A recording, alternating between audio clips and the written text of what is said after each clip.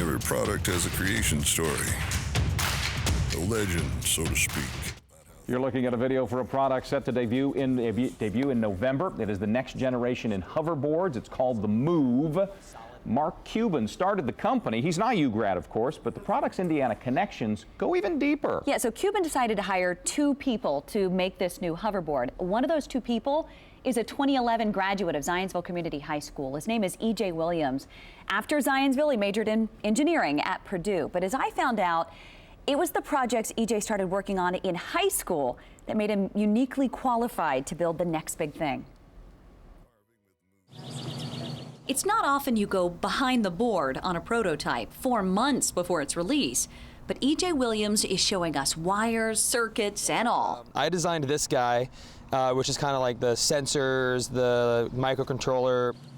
Just out of Purdue in 2015, E.J. started designing and building this new kind of hoverboard with a solid platform and 9-inch wheels. This board is really fun to ride. It's considered a premium self-balancing scooter, a technology E.J. started working on during his days at Zionsville High School in Matt Mulholland's physics class. He was one of those kids that just was curious, was never satisfied with an explanation, wanted to really dig deeper and know the answer. Can I grab that helmet by chance? The interest started with the electric go-kart that another student had built for a senior class project. It goes 0 to 40 in 2 seconds and now provides opportunities for donuts in the high school parking lot. In 2010, EJ wanted to top that EV go-kart with his own senior class project, so he attempted to build a self-balancing scooter, aka a Segway. Can you go forward? The build was slow. Oh, catch it.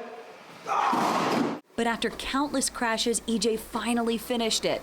During his freshman year at Purdue, Matt Mulholland encouraged him all the way. What's interesting about what you're doing now is, even back when he was a senior in high school, this is the type of problem solving that you were having to do on this project.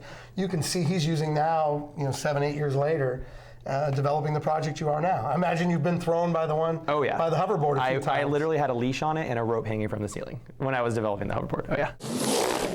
But now that same board is carving and turning with a torsion technology EJ helped create.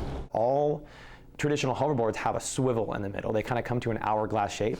Ours is one solid piece of aluminum. And the steering is based on weight. We're gonna do this. Even I stepped on the move. Okay, hold on, I gotta hold on to you. It was a slow start, but after a few minutes, I started to get the hang of it.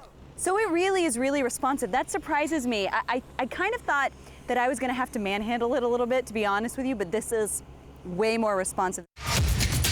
The Move is intended to be a last-mile vehicle for urban commuters and averages 8 to 10 miles on one charge. We don't see this as a child's toy at all. This is actually a utility device. And the price tag reflects it. You can pre-order the Move for $1,200 right now on Kickstarter. It'll cost $1,500 in November. So as we mentioned, EJ spent the last 2 years developing the Move hoverboard for Mark Cuban, who is his direct boss. But they've been connected much longer than that. In 1979, EJ's dad actually gave Cuban his first loan while Cuban was in college at IU. Now, at the time, Cuban was 21 and EJ's dad was 29. They were connected through rugby, and Mark Cuban wanted to borrow a few $1,000s to start the bar Motley's. So EJ's dad loaned Cuban the money.